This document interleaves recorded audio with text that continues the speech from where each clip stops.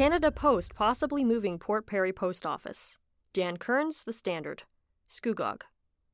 Canada Post is looking at potentially relocating the Port Perry Post Office from its present site on Queen Street. A recent notice on the post office door carries this message. If the post office does move, the new location will be within a 2-kilometer radius from here, so that we can continue to provide local residents and businesses with convenient and accessible postal service. In an emailed statement to The Standard, Canada Post's Communications Department explained why the Postal Service is looking at possibly moving their location. We regularly review our network, finding ways to improve operations, enhance customer experience, remain competitive, and provide relevant postal service for all Canadians. We are looking at relocating the post office, currently located at 192 Queen Street in Port Perry.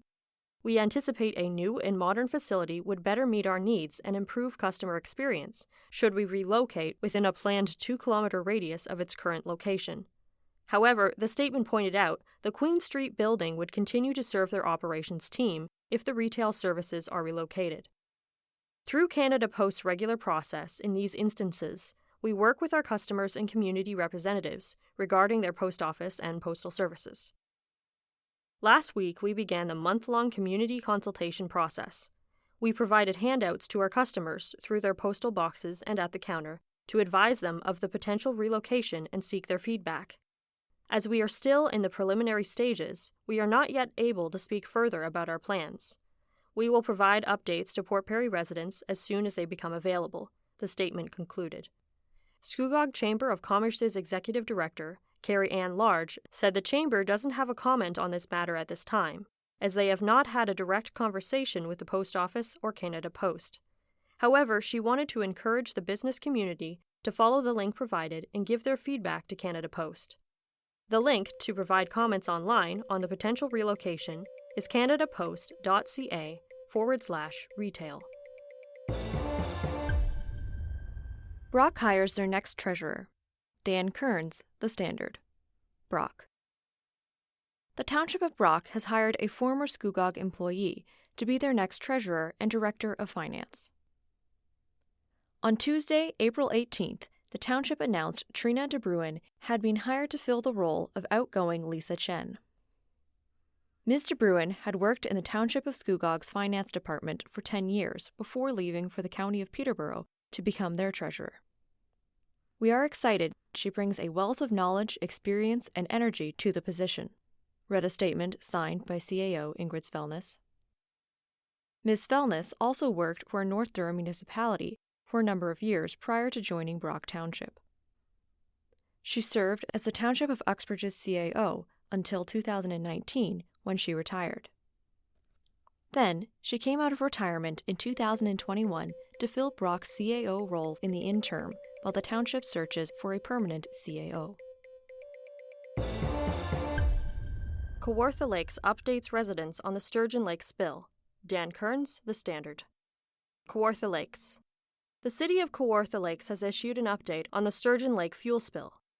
On April 4th, the Halliburton-Kawartha Pine Ridge District Health Unit declared a drinking water advisory for those drawing drinking water directly from Sturgeon Lake and part of Pitts Cove Road and Hazel Street to McLernon Street, after a fuel spill was reported by Ontario's Ministry of Environment, Conservation and Parks, MECP.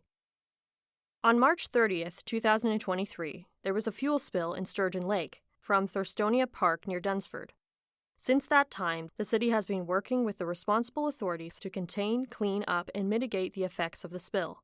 The health and safety of residents who use the lake for drinking water is our top priority, alongside limiting environmental damage, a press release from the City of Kawartha Lakes dated Wednesday, April 19th, stated. The press release also explained what the response was like. On March 30th, at approximately 10:30 p.m., fuel odors from a culvert were reported to Kawartha Lakes Fire Services. A fuel spill was discovered, and fire services immediately installed an absorbent boom in an attempt to contain the spill. The Ministry of Environment, Conservation and Parks, MECP, was notified, and an inspector attended to the spill the following day. Kawartha Lakes Public Works Department retained an environmental consultant and cleanup contractor. The spill was contained from dock number 06-212 to 06-176 using marine booms that have been sectioned off with absorbable booms extending to the shore from each dock. In between sections, imbiber beads are being used to absorb any sheen or films. The city later found out the spill was 100 liters of weathered diesel fuel. The source remains unknown, and the consultant continues to analyze a series of tests, which were conducted to help determine the source, the press release added. On April 13th, the city submitted a proposal to the MECP to flush, clean, and restore the shoreline. The proposal was approved on April 18th. We're coordinating with MECP to facilitate the reopening of the shore as soon as possible. Flushing and cleaning was scheduled to start on April 19th and last 2 to 3 days, weather depending. Water sample tests will determine when it is appropriate to open the shoreline. The health unit will notify residents as soon as it is safe to use the water, the press release concluded. Earlier this month, the MECP issued a statement saying they take all spills and threats to the environment very seriously and stress they will stay on top of this issue. HKPR Health Unit thanks Kawartha Lakes for contributions during the COVID-19 pandemic. Dan Kearns, The Standard, Kawartha Lakes. The Halliburton Kawartha Pine Ridge District Health Unit, HKPR, thanked the City of Kawartha Lakes for their efforts during the COVID-19 pandemic at a meeting on Tuesday, April 18th. At the meeting, Anne Marie Holt, HKPR's Director of Health Protection, made a presentation to Council which included giving a plaque to Mayor Doug Elmsley. I have the distinct honor to actually recognize the City of Kawartha Lakes and all of you as Council members in the COVID-19 response. This is an historic event. We have not seen this in our lifetime. The last pandemic of this time would have been documented in 1918, Ms. Holt said. The Health Protection Director then specified the focus of recognition was on contributions to the mass immunization response. It was particularly pivotal in our ability to address COVID-19 in our population, and your response has been unwavering. The health unit often partners with the city on a number of initiatives which are quite critical to our communities but often go unnoticed. Collaboration is critical to the protection of the health of our community members. This particular response, we have never seen anything of this magnitude. It was such an amazing collaboration, Ms. Holt said. She pointed to the Fenland Falls community as an example, stating they gave up their community center in order for us to provide immunization services there. Scugog businesses expressed transit concerns to provincial officials. Dan Kearns, The Standard, Scugog. The Scugog community is stressing transit as a concern to provincial officials. At a meeting on Monday, April 17th, Ward 2 Councillor Jana Guido informed Scugog councillors she and Mayor Wilma Watton attended a meeting on Tuesday, April 11th, with Prabmeet Sarkaria, Ontario's president of the Treasury Board. The meeting was organized by MPP Todd McCarthy. He was doing a tour of the northern municipalities, and they hosted a small gathering with some business owners to discuss some of the challenges they faced and some of the successes they've experienced and areas where the government can provide some assistance, Councillor Guido explained. She described it as a very quick, brief meeting. Highlighted in that was the difficulties for our businesses to obtain employees because of our lack of servicing with transit.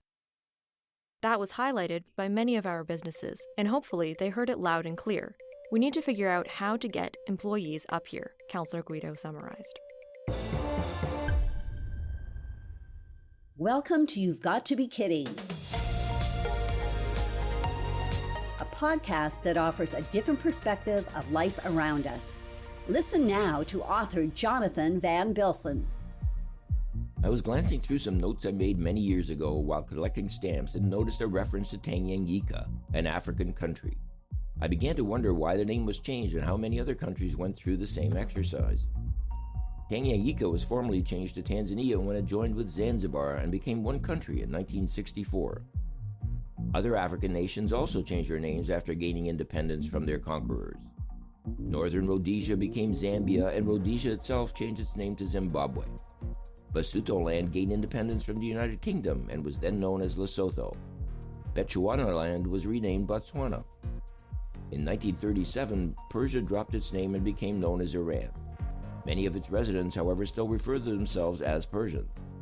2 years later, the Southeast Kingdom of Siam gained its independence and changed its name to Thailand, which translates to free land. Just after World War II, the British left the Transjordan area of the Middle East, and the areas were divided into Jordan and Israel, a newly created state. At the same time, Burma in Southeast Asia gained independence. It kept its name until a decade ago, when it officially became known as Myanmar. It was in the same year that Ceylon gained independence, but they waited until 1972 before changing their name to Sri Lanka. In 1953, after the vicious war between communist and capitalist troops ended, the country of Korea was severed. The Republic of Korea in the south and the Democratic People's Republic of Korea in the north were officially formed, although democracy does not seem to be something that they practice there. The African country of Ghana became official, and its former British name of Gold Coast was dropped. This also happened to the Ivory Coast, which became Côte d'Ivoire. Dahomey became Benin, and Congo became Zaire, and then back to Congo. Upper Volta became Burkina Faso. The list is long, and even Holland became officially known as the Netherlands on the world stage. Most Dutch people, or Netherlanders as they prefer to be called, seldom use the name Holland, as that is 2 provinces within the country. In the past 3 years, the English translation of Turkey became Turkey, as the country was tired of being thought of to be the origin for American Thanksgiving. Swaziland, which I've had the pleasure of visiting, changed to Eswatini, and the Czech Republic was reintroduced as Czechia. Countries continue to change their name based on their history and their political situation. I hope that some of the new names above will help you when you're listening to the news. For now, however, I'm very glad to be living in Upper Canada. I'm Jonathan Van Bilsen, and this is You've Got to Be Kidding. You've Got to Be Kidding was presented by X4 Media with permission from the Standard Media Group. We endeavor to make all information contained in this program as accurate as possible at production time. X4 Media and the Standard Media Group are not responsible for any liabilities resulting from information contained in this program. For more information, please visit x4media.ca.